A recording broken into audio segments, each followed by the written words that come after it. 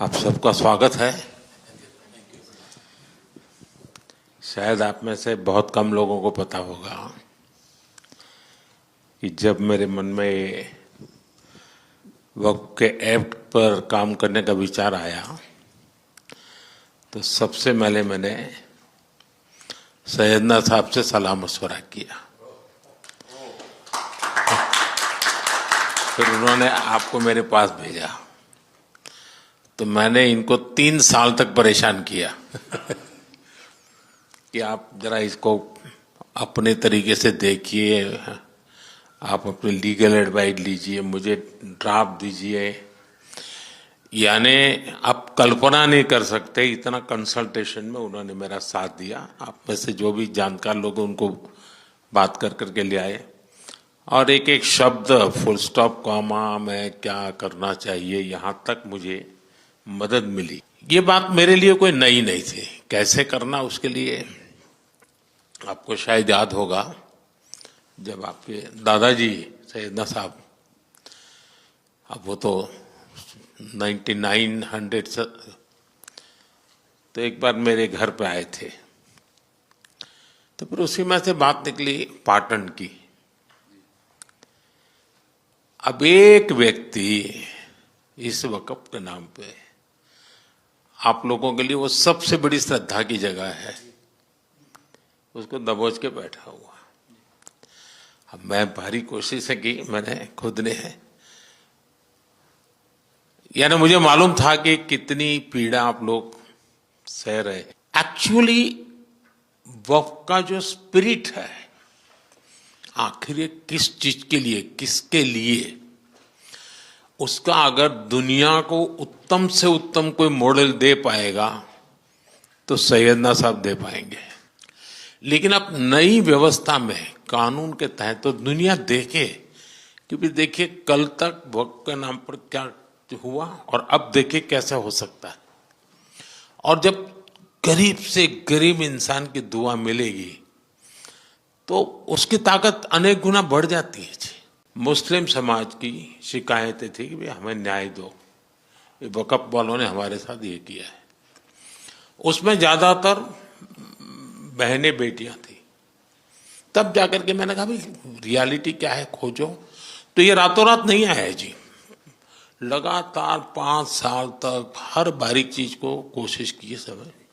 फिर उसमें से मुझे बहुत पहले बड़े सैयदना साहब से काफ़ी बातें मेरी होती थी तो मुझे मालूम था कि बोहरा समाज हो या शिया मुस्लिम हो, उन सब उनको तो और मुझे अहमदिया को और मुसीबतें हैं।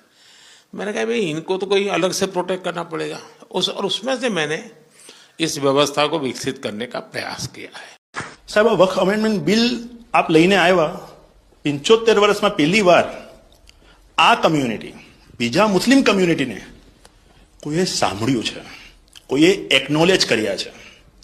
साहब मैं आपने एक वाक्य कहूं, भिंडी बाजार में हमारा एक प्रोजेक्ट चाले है। हमारे प्रोजेक्ट में एक जगह है भिंडी बाजार के अंदर जो हमने 2015 में खरीदी। हम मालिक हैं, बहुत मेहनत से खरीदी। उस जगह को 2015 में लिया, 2019 में कोई नासिक का और अहमदाबाद का शख्स जाके बोलता है ये जगह वक्फ है। वक्फ तो वहां पे तो लोग रहते हैं, टेनेंट से दुकानें हैं। एक 700 स्क्वायर फीट जगह पे कोई नमाज पढ़ता होगा जो कम्युनिटी हॉल होता है। सब ये गवर्नमेंट ने एक्चुअली ये सारी चीजों पे वक्फ कर दिया है। वक्फ का मतलब अब रुक जाओ, ये नहीं चलेगा। बहुत ही महंगी जगह है और हमने बहुत मुश्किल से ली है। 2019 के अंदर कोई थर्ड पार्टी इसका कोई लेना देना नहीं है, वो जाके ये जगह को वक्फ कर देता है। तो सर कानून में बदलाव तो लाना होगा। जैसे हम देखते आ रहे हैं कि गरीब महिलाएं हो, कम्युनिटी विमेन हो, ये अगर पैसा आवक हो रही है और कानून में बदलाव आ रहा है उसका फायदा कहीं ना कहीं पहुंचना चाहिए।